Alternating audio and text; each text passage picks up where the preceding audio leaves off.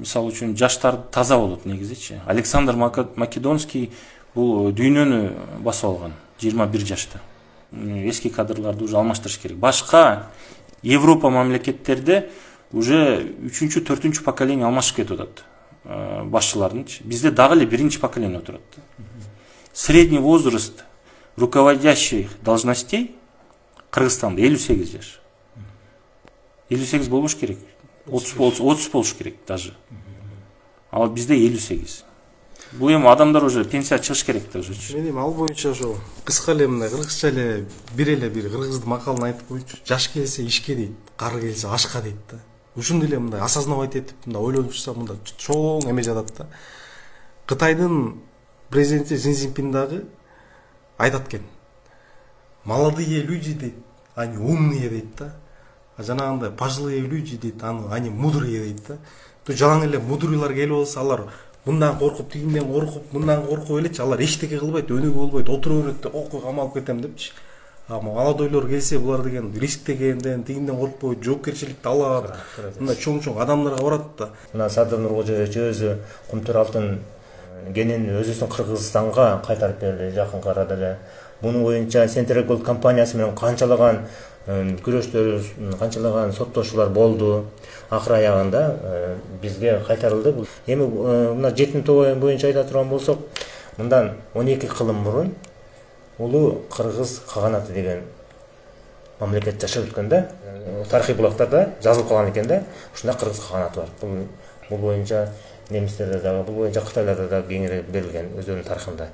Эми ошол кезде биздин Кыргыз каганаты мына Москвадан баштап Сибирь, бул жак түштүк жагы болсо, мына Афганистан, Индияга чейинки жерлерди ээлеп турган. Эмне бузулду? Биздин ынтымаксыздыгыбыз, биздин биримсиздигибиздин кесепетинен ошол мамлекет бузулуп кетти. Анын ордуна бүгүнкү күндө башка эле улуттар, ар кандай улуттар пайда болду. Мына Кытайдын жарымын Кытай ээлеп калды. Бул жакта башка улуттар аябай абдан көп алар андай атын атабаган кезде дагы да. Эми кайсы бир кылымдан кийин дагы биз мына Кыргызстанда биз өзүбүздүн ген байлыктарды иштетпесек, мүмкүн биздин кайсы бир кылымдан кийин кыргыз эмес башка улуттар келип ошол ген байлыктын пайдасын, маңызын ошолор көрөбү деген да менде ой кетет да. Садыр Нуркожоевичтин айткан пикири боюнча бул жетим тоону биз каза турган болсок, өзүбүз каза деп атат да. Эң акыркы интервьюсунда ушундай деп атат: жетим тоону өзүбүз иштетебиз. Завод фабрикаларды өзүбүз курабыз, жумушчуларды өзүбүздөн алабыз. Завод фабрикаларды өзүбүз өзүбүздүн күчүбүз жетпесе да башкалардан курдурсак, 5 жыл аралыгына чейинки договор менен, келишим менен түзөбүз дагы. Ошол завод фабрика кайра өзүбүздүн Кыргызстанга кала тургандай кылып эмени келишимди ушундай кылып түзөбүз деп атат да. Анан эми бул жерде 500 миллиард тонна темир, 5,5 миллиард тонна темир жатат экен да. Анан азыр бүгүнкү күндө өзүбүздүн эң керектелген строй материалдардын бири ушул темир болуп атат да. Арматураны же болбосо уголок же болбосо профилдерди ала турган болсок, биз башка өлкөлөрдөн сатып алып атпайбызбы? Россиядан же Казакстандан, кошуна эле башка өлкөлөрдөн биз сатып алганга мажбур болуп атабыз. Жооп бериңизби азыр? Анан эми ушуну өзүбүз деле бул президентибиз айтат да, ушуну өзүбүздөн чыгарып эле өзүбүз пайдалансак, биздин мамлекетибиз экономикалык жактан бат эле өнүгүп өсүп кетет эле депчи. Анан ушуну сиздер дагы кичине неметип, баягы биздин мамлекет башчыга уступка кылсаңыздар, ушул жагынан кичине хакябы баягындай. Биз азыр кыргыз болуп турганда өзүбүз пайдаланып калалы, кийин башка улут пайдасын көрбөсүн. Мындай да, көрбөсүн дегендей да. Биз мисалы жетим тоо тумтак эле казылбасын дегенден алысмын да мен. Мен эмне үчүн азыр момент каршы чыгып атам? Анткени мага бийликке ишеним жок болуп атат да. Мен себеби эмне үчүн ишеним жок болуп атат? Анткени кадрларды көрүп туруп, жетим тоо мен Кыргызстанда каларына, Кыргызстанда казыларына мен ишенген жокмун. Кайсы азыр мындай көзгө көрүнүктүү бир чиновник бар. Любой жагын алалы. Көлдү алалы, губернаторун, Бишкекти алалы, Чүйдү алалы, мындай бирөө барбы тыңыраак. Вице-премьер Эдил Байсалов, премьер-министр Акылбек Жапаров. Ким бар мисалы? Ишенич жок болуп атат да, ишенич жок болуп атат. Мен чыныгы мекенчилдер жок деп атасыз. Чыныгы профессионал, патриот мекенчилдер жок болуп атат. Мен ошон үчүн мен ишене алган жокмун. Себеби эмне? Президенттин айланасы, президент өзүнүн ою мамлекетти өнүктүрөм деген жакшы эле болчу. Бирок эмнегедир айланасынын баарын тең чөйлөр каптап алды. Мен ачык эле айтайын, чөйлөр каптап алды. Анткени эме деп коет, бул комфорт жашоого кирип кетти да. Ишеним жок болуп атат. Мунун баарын көрүп алып, анан ошон үчүн биз каршы чыгып атабыз. Конечно, эгер жетим тоо мисалы кени өзүбүздө калса, мисалы профилдер, темирлер, арматуралар чыкса, ошол эле машина заводдор ачылса, мисалы комбайн чыкса, сельхоз техникалар, соколор мисалы, окуй кандай сонун болот эле. Могу шифрлардын баарын тең Кытайдан ташып келип атабыз, үлбүрөгөнчү. Өзүбүздөн чыкса сонун болмок да. Бирок ишеним жок болуп атат да. Биз кайсы акчага иштетебиз аны? Биринчи иштетиш үчүн акча болуш керек да. Ал үчүн көмтөрдөн акча чогулуш керек. Түшкөн акча мына казынада монча акча бар, могу жетим тоого жумшайбыз деп айтса, это другой разговор. Сиз айтасыз, Калбек мырза, жетим тоону эми иштетсек болобу депчи. Эми ишеним жок дейт Илгиз мырза. Мен ушу фактыларды айтайын. Мисалы үчүн өкмөттө иштеп жүргөндө 2020-жылы бир дагы заводду электричество бере албай калдык бизчи. Жок, мощность жок. Жетим тоону иштетиш үчүн толтура электричество керек. Биринчиден инфраструктура керек. 2-3 миллиард доллар инвестиция кылыш керек. Сиз айтасыз, швейлер балкаларды чыгарса болот деп, жетим тоонун темирдин готовый продукция катары. Биринчи ал электролиз деген нерсе бар. Аябай көп энергетиканы талап кылат.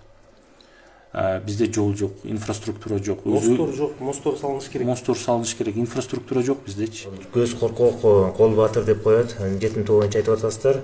Мүмкүн жетим тоодо кичинеден болсун да. Сиз айткандай Данияр мырза, ал жака электричество абдан кубаттуу электр. Мен гез куруш керек, хотя бы бир гез куруш керек. Анан мына жерде азыр мына 1 жылдан бери уже президентибиз тактап отургандан бери, 1,5 жылдан бери уже көп нерселерди теребит кылып, жана мини гэстерди кургула, гэс куруу боюнча дагы мына камбараты бирге дагы неме уже баштап берди.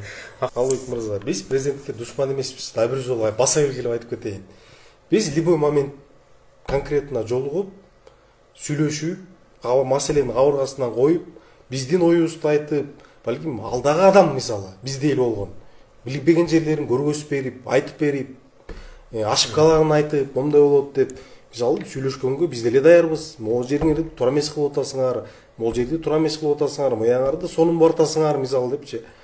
Анан деле баягы душман көрбөш керек. Мен деле азыр мен президент кетсин, андай мындай революция болсун дегенден алыспыз. Биз антип айткан эч ким жок. Просто ошибкаларын айтып атабыз, туура эмес кылып атасыңар деп. Азыр деле биз душман эмеспиз, кеч эмес. Пока кеч эмес, мен дагы айтайын. Илгиз мырза, сиздер кичине дагы сабыр кылып турсаңыздар, Кудай буйрса, бийлик тарап сиздердин ушул айтып аткан сөздөрүңүзгө реакция берет деп мен ойлоймун да. Анан жанагы электр энергиясы, күндөн энергия алуу боюнча азыр Балыкчы шаарында мына ушул жылдын аягында, жыл болсо кийинки жылдын башында уже бүтүп калат, Кудай буйрса ошол уже курулуп баштады. Анан анча мини гэстер дагы уже курулуп, мына жарым жылдан бери, былтыр кызуу башталган, мына 1 жыл боло элек да, жарым жылдан бери уже көп жерлерде мини гэстер курулуп атат. Бул да бүтүп калса, биз электр тогуна независимый болобуз, Кудай буйрса, Кыргызстанча. Анан жанагы инфраструктура курулуп элек деп атпайсыздарбы, жана жетим тоо тарапкачы. Эми ошол жанагы айтып атпаймынбы, көз коркок, кол батыр деп. Акырында кичинеден баштасак, анан бүтүп калат деген ойдомун. Курулса биз каршы эмеспиз. Мен жетим тоо вообще касылбасын дегенде мен алыспын. Ошонун баарын тең көргөзүп эгер далилдеп беришсе, мисалы, мен наоборот өзүм колдоп бермекмин, давайчы депчи. Эмне үчүн биз мындай анда өзүбүзгө иштейбиз, анда эмнеге биз каршы чыгышыбыз керек? Иштейли депчи. Негизи биз альтернатива предлагать этип атабыз да. Биз эми эч кандай жаман ойлор жок. Биз негизи мындай ошибкаларды айтып, может көрбөй атат. Эми бир адам бардык нерсени көрө албайт да. Бир адамдын өзүнүн ограничениясы бар. Бул жерде жалпы Кыргызстан бул чоң, көп мындай коррупционный схемалар болуп кетиши мүмкүн. Эми бул Илгиз мырзада көп маалымат бар экен. Бардыгын айтып атат, ачык, айкын. Бизге эми жаштарга негизи бизди укса, эми биз өзүбүздүн мамлекетпиз. Биз эч жакка кача албайбыз, кете албайбыз. Бул биздин жерибиз. Эми жерибиз болгондо биз патриотпуз. Эми жаштар болгондо биз балдарыбыз жакшы мамлекетте жашаганды талап кылабыз. Жетим тоо көп электр энергияны мындай талап кылат да, көп электр энергия болуш керек. Биз жөн эле алып туруп эле железный руданы сатсак бизге эч кандай пайда жок. Керек да электр энергиясы. Мына кийинки жылы уже мына Ошто башталат деп атат. Ошондой эле суммада, ошондой эле күн энергиясынан, күндүн энергиясынан электр тогун алуу боюнча. Эми бул электр кризиси жакын арада бизде Кыргызстанда жоюлат деген ойдомун да, Кудай буйрса. Биздин каршылыгыбыз жок, мамлекет өнүксүн, биз да ошону каалайбыз. Биз да бай мамлекетте жашагыбыз келет, биз да башыбызды көтөрүп жашагыбыз келет, мисалычы. Биз да мамлекетибиз үчүн иштегибиз келет, мисалы. Биз да көтөрөлү дейбиз региондорду, мамлекетти. Анан ошол үчүн мындай туура кабыл алыш керек. Сын бекер айткандарды мен мисалы билбесем тынч эле отура бермекмин. Мен өзүм ачык эле айтып атпайм, анча-мынчалар баягы соска эмип жүргөндө мен 16 жашымда мен мигрант болуп Москвада кирпич коюп, азыркы бизнеске мен өзүмдүн деңгээлиме менен жеткем. Мен туугандарым чиновник эмес. Ана бирөө карасаң тиги Сапар Исаковго жабыштырат, бирөө Бабановго жабыштырат, бирөө Атамбаевга. Мен просто дипломат адаммын да. Ошондо кайсы жылы барган болуп атасыз? Мен 2011-2013 жылдары эле мен Москвада иштешим, мигрант болуп. Ана мен өзүм ар бир адам менен тил табыша алам. Өзү мигранттардын көпчүлүгү патриот болот. Патриоттон бир экенсиң да. Кандай адам болбосун, любой менен мамилем бар да, тил табышам. Ана баягы бул жеке мамиле да, бул деген мамлекетке, анан саясий эмеге тийишеси жок да. Анан бирөө менен мамлекет случайно сүрөткө тартып алышына бул мунун иши деген туура эмес да. Мен эртең мисалы ошол эле Садыр Жапаров менен иштешип калышым мүмкүн. Кудай буйрса. Кудай буйрса. Ошо мамлекетке пайдаңызды тийгизсеңиз. Эң негизгиси мындай да, эң негизгиси ортодо бир интерес болуш керек, мамлекетти өнүктүрүү. Буга чейинки жеке мамиле бул отдельный мамиле. Эртең азыр мында мен Садыр Жапаровду сындап атам. Мисалы экөөбүздүн мамилебиз келишип калса, көз карашыбыз. Анда мамлекеттин келечеги үчүн кол алышып иштей беребиз, анан эч маселеси жок. Мына 1,5 жылдын ичинде биздин өзүбүздүн президентибиздин деле анча-мынча жасаган иштерин, алгылыктуу иштерин айтып кетсек болот да. Мисалы жанагы мугалимдердин айлык акысы көтөрүлдү дегендей, же болбосо жанагы жолдор азыр канча битум сатылып алынып тур, ошол ар жерде Кыргызстанда. Чындыгында бизге көзүбүзгө көрүнбөйт, бирок ар жерде, ар областта жолдор оңдолуп жатат деген нерсени айткым келет да. Андан тышкарындагы Садыр Нуркожоевичтин жасаган эмгектери, мектептердин канча жылдан бери мектептин ремонтуна же болбосо жаңы мектептердин салынышына көңүл бөлүнгөн эмес экен. Аларга көңүл бөлүнүп атат. Жакшы ниет, жарымыбыз дейт, эми жакшы ниет кылып тура берели, жакшы болот. Жакшы иштери болсун, мисалы биз колдойбуз, мектептер салынсын, анчалаган мектептер, садиктер жетишпейт. Биз эми вообще биз забыз эгер жакшы иштер болуп атсачы. Эми Илгиз мырза, эми сынды айттык, эми жакшы нерсени да айтыш керек. Мисалы үчүн жакында педофилдерге каршы жаңы мыйзам чыгыптыр. Бул аябай чоң иш, мындай жасаган иш деп ойлойм. Пожизненный заключенияга чейин бере турган болду да, за педофилию. Бул эми бизге аябай ушу азыркы учурда бизге аябай керек мыйзам да. Эми биздин негизги биз эмне үчүн жашап атабыз? Биз ушу кичинекей балдар үчүн жашап атабыз. Бул эми бийликтин жакшы кадамы. Пенсионерлердин пенсиясы көтөрүлөт дегендей эмелер турат. Кудай буйрса, бир эмес, 2 эсе, 3 эсе көтөрүп берсе, пенсионерлерибиз дагы сүйүнүп калат эле. Азыркы кээ бир пенсионерлерибиз 6 миң, 8 миң алат да. Бул деген аябай эле баягындай өлбө жаным өлбө дегендей эле. Жакында көтөрө турган болсо, 16 миң, 20 миң болуп калса, бул да жакшы нерсе болот кыргыз эли үчүн.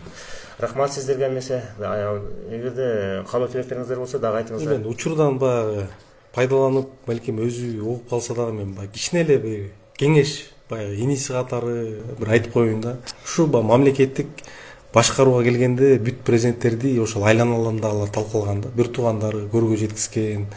Анан акыры бир да президент өзүңүз билгендей Кыргызстанда ээн эркин басып жүрбөй эле. Мисалы Сооронбай Шарипович азыр ээн эркин сыртка чыга албайт. Аны моюнга алуу керек да. Анын айланасына ошондой мындай чыныгы угарман, биларман, патриотторду ошондойлорду алыш керек деп ойлойм. Бийликке келгиси келип атат. Анан орустар менен биргеликте Сапар Исаковтар менен деп атпайбы? Эми бизде андай ой жок. Мен айтып атам. Эртең мен Эдил Байсалов менен Акылбек Жапаровтар менен мен жолукпайм. Эчтеке чечилбейт, смысл жок. Конкретно президенттен Сапар Исаковтор менен связыңыз болгонбу? Мен Сапар Исаков менен жердеш катары гана мамилем бар. Жеке гана мамиле. ошол эле мен Акылбек Жапаров өткөндө эле келип кетпеди. Аны деле мен мындай тааныйм. Ошол сыяктуу эле Сапар Исак менен деле ошондой мамилем. Учурашып жүргөнсүз. 1-2 сапар эле учурашкам ал киши менен деле. 3 сапар, калп айтпайын 3 сапар. Эч башка мамиле жок. Чай ичишип, же ал кишиден бир тыйын алсам, Кудайым мына ушу куттуу жерде турабыз, уруп кетсин. Бала чакам менен. Мен мына ант ичем да. Сапар Исаковтан же башка бирөөнө бир тыйын алсам, Кудайым уруп кетсин. Дагы бир жолу айтам. Ошон үчүн мындай арактан берек болуш керек да. Анан мамлекеттин келечеги үчүн ким болбосун дайыма бетке айтабыз. Анткени өлүмдөн биз коркпойбуз. Акыйкатты дайыма айтыш керек. Дагы бир жолу мамлекетте революция болушун каалабайбыз, мисалы. Антпес өздөрү ошол жанындагылар алып баратат да ошогочу. Эми сиз Калыбек мырза экөөбүз 2-3 жылдан бери таанышпыз. Башында Садыр Нуркожоевичтин кошо жүргөнбүз командасында. Анан кийин башындагы тилектери, ойлору мага аябай жагат эле. Мисалы үчүн блокчейнди киргизем деп айтып баштады эле. Ошону киргизгенде биз деле Грузияга окшоп врачтарыбыз, учительдер, преподаватель бардыгы жакшы мындай зарплата алат эле. Мында азыркы жашоого ылайык. Азыркы балдар өсүп атпайбы? Ошого тилек каалоолорун биз ошол жаштардын атынан деп койсом болот. Биз ачык айкынды каалайбыз. Ошол ар бир мамлекеттин акчасы кайсыл жерге кетип жатат. Ошону биз көргүбүз келип жатат. Бардык мына жашыруун болгондон уже сомнениялар көбөйүп баштайт. Жашыруун жогорку кеңеште заседаниялар болсо бизде уже жүрөгүбүз ооруп баштайт. Бул деген сөз бул биздин келечегибизде, Кыргызстанда бардыгыбыздын келечегибизде. Анан кийин илгизге окшоп мен дагы 8 жыл, 9 жыл Россияда жүрдүм. Университетте окудум, мектепти бүтүрдүм, диссертация жактадым. Россиядан бүтүрдүңүз мектепти? Россияда мектепти бүтүрдүм. Ушунча жыл жүрүп, регистрацияны ар жылы созот элем. Мен Кыргызстанга келип, жарандыкты тапшырбайм, Россиянын жаранын албайм. Кыргызстанда өзүм мындай иштеп, өзүмдүн вкладымды кошом депчи. Ошон үчүн мен